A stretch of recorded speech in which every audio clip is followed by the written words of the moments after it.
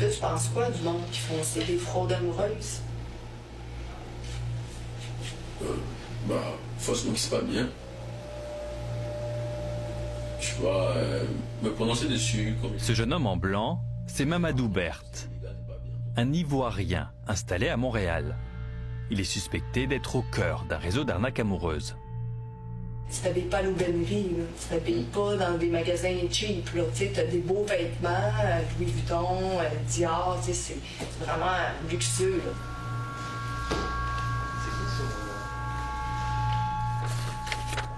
On le voit ici au volant d'une BMW, on le voit en voyage, oui, dans une piscine. Donc c'est quelqu'un qui avait une belle vie, oui, qui affichait son train de vie, mais qui officiellement n'avait aucun travail. Exactement. Donc d'où venait cet argent-là? Il n'était pas en mesure de me le dire. Donc, ce que j'ai vu dans ses comptes, ça venait clairement de la fraude, des différents types de fraude qu'il faisait. C'est plate, Mamadou, tu sais, que tu me dises, regarde, moi, je sais pas trop, là, l'argent, c'est que moi, je les rencontre, ces madames-là, puis ils sont détruites. Fait que c'est important aussi pour moi de te rencontrer aujourd'hui pour te dire ça, pour... tu sais, tu joues avec la vie des gens, finalement. Est-ce que vous avez une idée du montant total d'argent qu'il aurait pu frauder ou récupérer auprès de victimes au Québec? C'est dur de quantifier parce que juste dans un compte, j'avais 20 victimes, dont mes 2 principales victimes. Mais les 18 autres, je ne sais pas combien ils ont perdu là-dedans. Là. C'est on peut imaginer que c'est des millions et des millions de dollars. Oui, on parle de millions, certains. Juste avec un individu et son réseau. Oui. En réalité, comme son compatriote Aboubacar Diallo à Trois-Rivières, Mamadou Berthe est bien plus qu'un simple brouteur. Lorsqu'on a perquisitionné le logement de M. Mamadou Berthe, on a trouvé différents documents avec des identités différentes, mais avec la photo de M. Berthe dessus. Chacune des identités ouvrait des comptes dans différentes institutions. Puis ensuite, l'argent se promenait dans des comptes. Fait que c'est comme une immense toile d'araignée.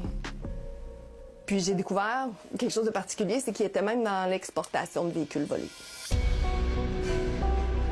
M. Berthe était l'expéditeur d'un container où est-ce qu'il y avait 2 véhicules volés au nom d'une compagnie qui appartient à un membre du crime organisé africain.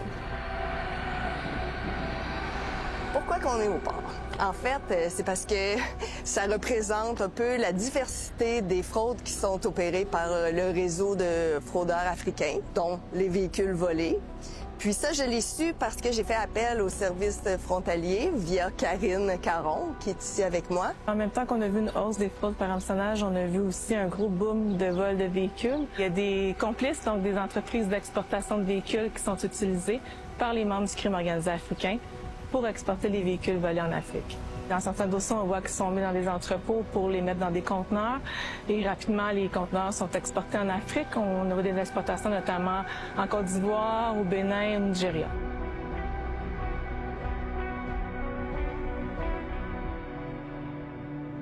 Cet analyste des services frontaliers a découvert que derrière ces dossiers d'arnaque amoureuse se cache en réalité un réseau aux activités beaucoup plus variées. De fil en aiguille, je me suis rendu compte que tous les dossiers étaient interreliés et qu'on était en présence d'une énorme organisation criminelle. C'est pas juste la fraude amoureuse, c'est pas juste la cybercriminalité. Il y a vraiment un gros volet de blanchiment d'argent, de vol de véhicules, de fraude d'identité. On voit aussi du trafic de stupéfiants. C'est pour ça aussi que nos homologues européens appellent cette organisation-là la mafia africaine. Et dans cette mafia, chacun a un rôle. Il y a les arnaqueurs de l'amour, comme Aboubacar Diallo et Mamadou Berthe. C'est eux qui vont créer de faux profils sur les réseaux sociaux. Il y en a d'autres qui vont fabriquer de faux documents et ouvrir des comptes bancaires. Et encore d'autres qui sont chargés de blanchir, de transférer une partie de leur argent et d'exporter des véhicules volés vers l'Afrique. L'un d'entre eux serait Guy Kwadjo Kwasi. Selon les services frontaliers, il est l'un des principaux relayeurs d'argent du crime organisé africain. On y va? On est donc allé voir Monsieur Kouassi chez lui, dans la banlieue nord de Montréal. Monsieur Kouassi ? Oui, bonjour. On travaille à Radio-Canada, on est journaliste.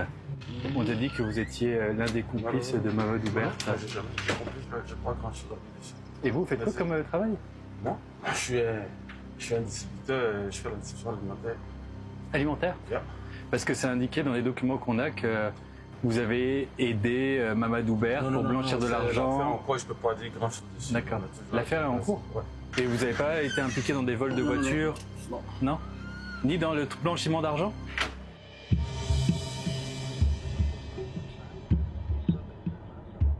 Nous nous sommes rendus à l'adresse du commerce dirigé par M. Kouassi. Mais devant ce hangar, des grilles fermées, des fenêtres obstruées et des voitures abandonnées. On a finalement découvert que c'est à l'intérieur de ce même bâtiment que des policiers ont déjà trouvé plusieurs véhicules volés qui s'apprêtaient à être expédiés.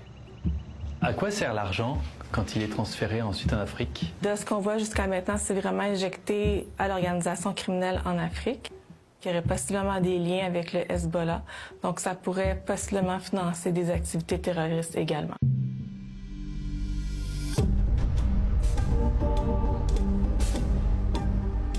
C'est en Côte d'Ivoire qu'on retrouve le berceau de cette branche du crime organisé africain qui sévit au Québec. C'est aussi ici, dans le port d'Abidjan, qu'arrivent régulièrement des conteneurs remplis de véhicules volés. On a demandé de l'aide à un journaliste local pour nous guider dans les coulisses de ce réseau criminel. Là, on est à Abidjan Sud, là où on trouve beaucoup de parcs auto. Et comme vous voyez là, les parcs auto où il n'y a pas trop de voitures neuves, etc., c'est là qu'on trouve vraiment des voitures suspectes, des voitures qui peuvent être des voitures volées qui viennent de pays, ça peut être le Canada, l'Europe ou ailleurs, et qui se retrouvent souvent dans ces parcs-là pour être vendues, quoi. On peut continuer sur l'autre boulevard là. Avec une caméra cachée, on a donc décidé de se faire passer pour de futurs acheteurs.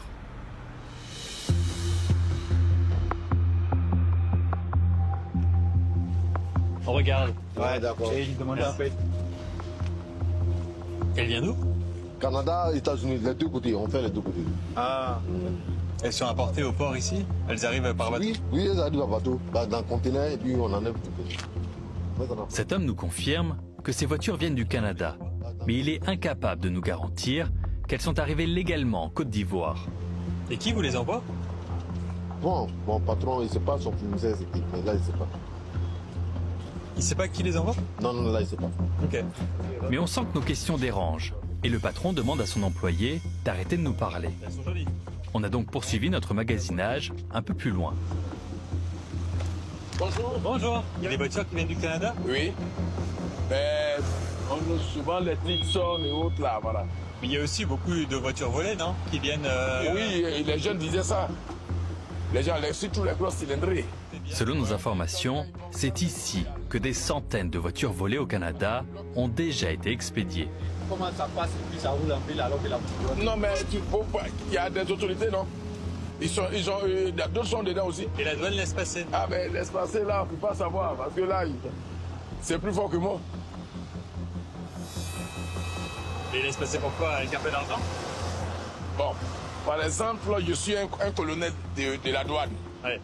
Moi, je peux faire partie ce que je veux.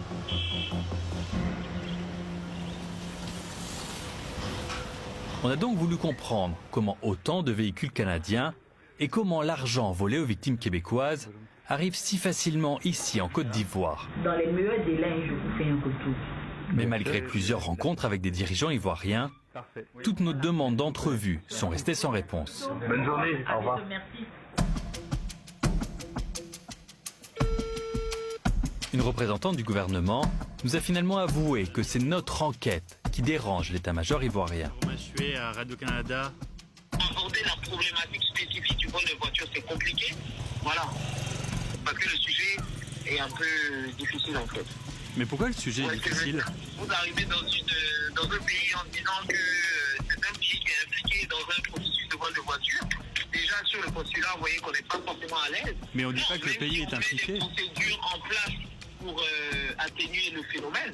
Mais vous venez déjà pour enquêter ici sur cette question. Ça veut dire que d'une part ou d'une autre, la Côte d'Ivoire est au cœur ou est impliquée dans cette affaire en fait. Mais donc ça signifie que, quoi qu'il arrive, les autorités ivoiriennes refusent de commenter donc ce sujet-là, parce qu'il est sensible. Je pense qu'on peut terminer sur cette conclusion-là.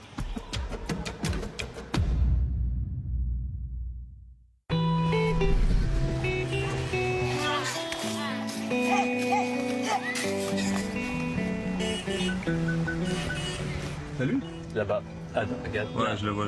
Ah oui, salut. Ok. Tu peux t'arrêter ici? Reste là. Moi j'y vais avec Bakary. Ouais. Salut Alvin, enchanté. Enchanté. Cet homme bien habillé est un spécialiste de l'arnaque amoureuse, un brouteur comme on les appelle en Côte d'Ivoire. Il se fait appeler Alvin et il nous a demandé de ne pas montrer son visage car ce qu'il veut nous raconter pourrait le faire arrêter. Je vais vous envoyer là où, dans le cybercafé où j'ai commencé le broutage. Quand on venait dans le cybercafé, vers 1h, 3h du matin, on s'enfermait dans le cybercafé, c'est-à-dire le gérant, il ferme le cybercafé et on est tous dedans. Et vous êtes combien? Plusieurs. Et ici, c'est là que j'ai commencé.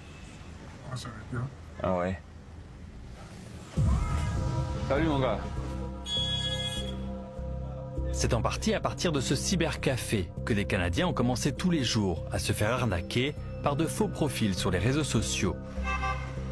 Mais notre présence ne plaît pas aux gérants. Et je voulais juste te montrer où j'ai commencé à travailler. Si c'est possible. Ok. Et il y en a encore des petits brouteurs, des avortons de brouteurs qui sont dedans en train de s'amuser. Ils font quoi, tu penses, à l'intérieur? Ils essaient de se choper des clients. Maintenant, c'est, disons, les brouteurs qui prennent beaucoup les choses au sérieux pour faire des broutages chez eux à la maison, avec un ordinateur, avec sa connexion Internet à la maison. Comme ça, c'est moins de risque.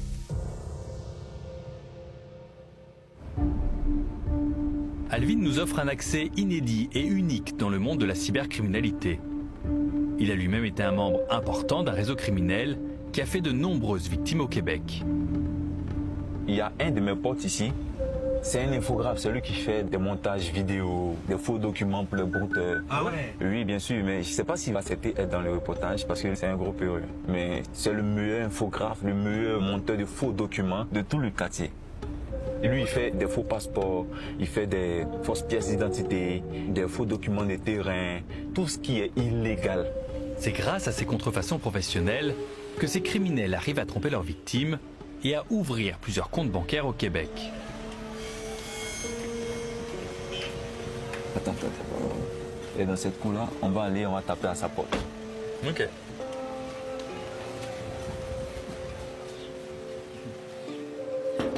C'est boss. Voilà, lui, c'est comme un frère pour moi. Vous faites quoi, vous, dans la vie avec, Je suis graphiste. Photographe, infographiste, Il est très bon. Non, tu te débrouilles pas. Tu es très bon. Donc, nous, on tourne un peu dans le quartier. Il n'y a pas de souci. Ouais.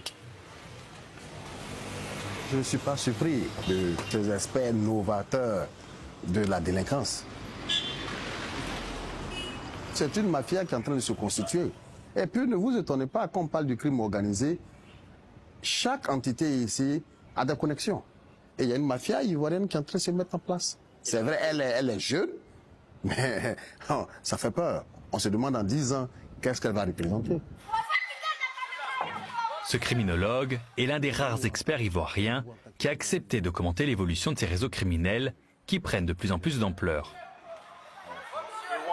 Je fais l'historique même de la cybercriminalité. La Côte d'Ivoire était loin derrière le Nigeria. En Afrique de l'Ouest, le pays où il y avait plus de cybercriminalité, c'était les pays anglophones, le Nigeria, le Ghana. Mais aujourd'hui, en tant que pays francophone, la Côte d'Ivoire bat tout cela en matière d'arnaque sur le net. C'est démentiel. C'est démentiel. Ouais, c'est démentiel parce que, en un rien de temps, les jeunes ici ont appris à maîtriser tous les contours et à damer même le pion, même à ceux qui leur ont appris la chose.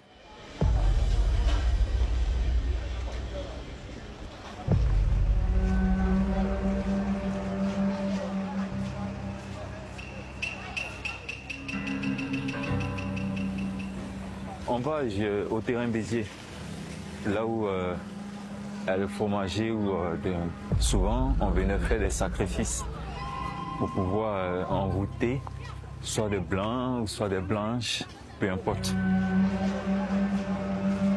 Donc c'est l'arbre des sacrifices? Oui, c'est un arbre des sacrifices.